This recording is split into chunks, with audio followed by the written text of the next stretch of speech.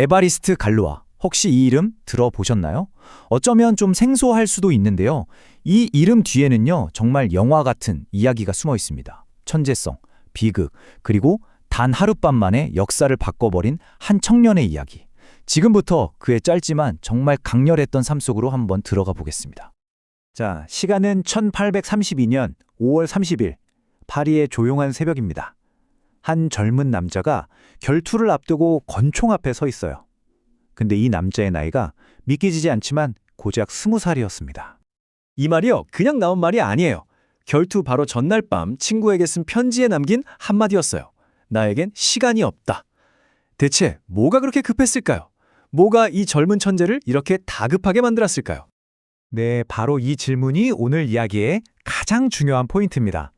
죽음을 바로 눈앞에 둔 이 천재가 그 마지막 순간에 인류를 위해서 대체 뭘 남겼을까요? 이제부터 그 비밀을 한번 파헤쳐보죠. 자, 그러려면 우선 갈로아의 어린 시절로 좀 돌아가 봐야 해요. 그의 삶은요, 처음부터 세상의 어떤 정해진 틀하고는 잘 맞지 않았던 그런 좀 특별한 천재의 이야기거든요.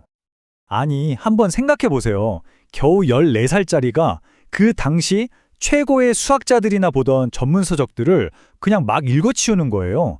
그러니 학교에서 가르치는 수학이 얼마나 시시하고 지루하게 느껴졌겠어요. 그런데 문제는 이런 엄청난 천재성을 세상이 전혀 알아주지 않았다는 거예요. 당시 프랑스 최고의 학교였던 에콜 폴리테크닉 입학시험에선 무려 2번이나 떨어졌고요. 또 방정식에 대한 정말 획기적인 논문을 써서 냈는데 이걸 심사위원들이 잃어버리거나 이게 대체 무슨 소리냐면서 그냥 무시해버리기 일쑤였죠. 여기에 개인적인 비극까지 겹칩니다. 1829년에 아버지가 정치적인 모함에 시달리다가 결국 스스로 목숨을 끊으셨거든요. 이 사건이 어린 갈로아의 마음에 이 사회의 권위라는 것에 대한 깊은 불신과 반항심을 심어주는 계기가 됩니다. 이런 개인적인 아픔, 그리고 당시 사회의 혼란이 뒤섞여서 갈로아를 그냥 현실에서만 반항하는 청년이 아니라 수학의 세계에서도 기존의 모든 질서를 완전히 뒤엎어버리는 그런 혁명가로 만들어버린 거죠. 실제로 갈로아는 그냥 책상에만 앉아있는 그런 천재가 아니었어요. 1830년에 7월 혁명이 타지니까 곧바로 거리로 뛰쳐나갔던 열렬한 공화주의자였습니다. 그러니까 그의 반항은 그냥 머릿속에만 있는 게 아니라 정말 현실 속에서 행동으로 나타났던 거죠. 그의 마지막 몇 년은요, 정말 이제 폭풍 같았어요. 한번 보세요. 1829년 아버지의 자살, 1830년엔 혁명에 참여했다가 대학에서 쫓겨나고요. 1831년에는 공화주의 활동을 하다가 몇 번이나 감옥에 갑니다. 그리고 1832년 운명의 그 결투, 정말 모든 비극이 이 짧은 몇 년 사이에 그를 덮쳐버린 거예요. 자, 이제 그의 수학적 혁명, 바로 그 핵심으로 들어가 볼게요.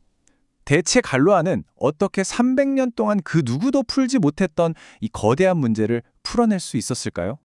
그때 수학계를 보면 2차, 3차, 심지어 4차 방정식까지는 해를 구하는 공식, 우리가 근해 공식이라고 부르는 걸 다 찾아냈어요. 그런데 이상하게도 5차 방정식만큼은 수백 년 동안 아무도 손을 못 대는 그런 미지의 영역으로 남아있었죠. 바로 여기서 갈로아의 진짜 천재성이 폭발합니다.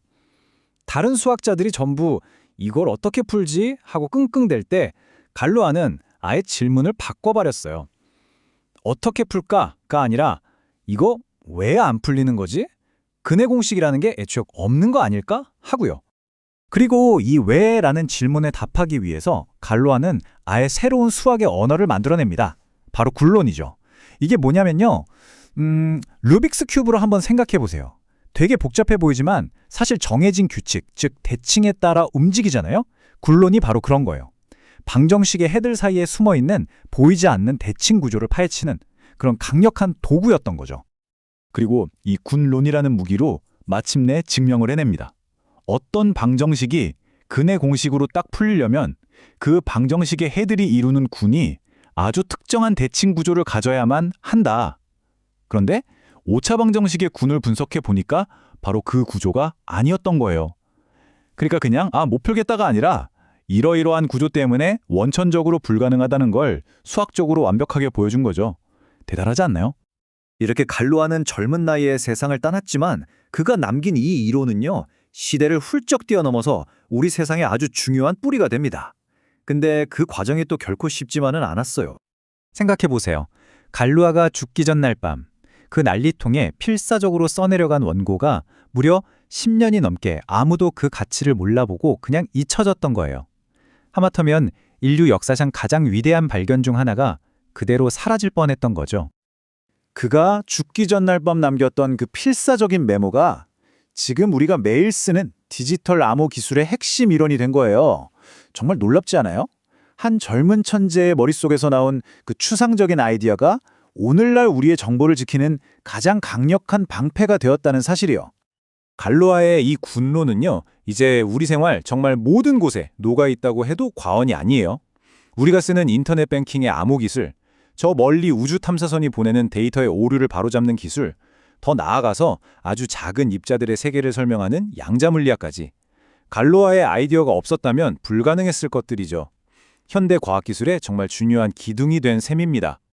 이 모든 걸 불과 20살의 나이에 다 이뤄낸 겁니다. 갈루아의 이야기는 우리에게 이런 생각을 하게 만들어요. 어쩌면 지금 우리가 너무나 당연하게 생각하고 있는 것들, 원래 그런 거야 하고 넘어가는 문제들 속에 관점만 살짝 바꾸면 세상을 뒤흔들 수 있는 그런 엄청난 아이디어가 숨어 있는 건 아닐까요?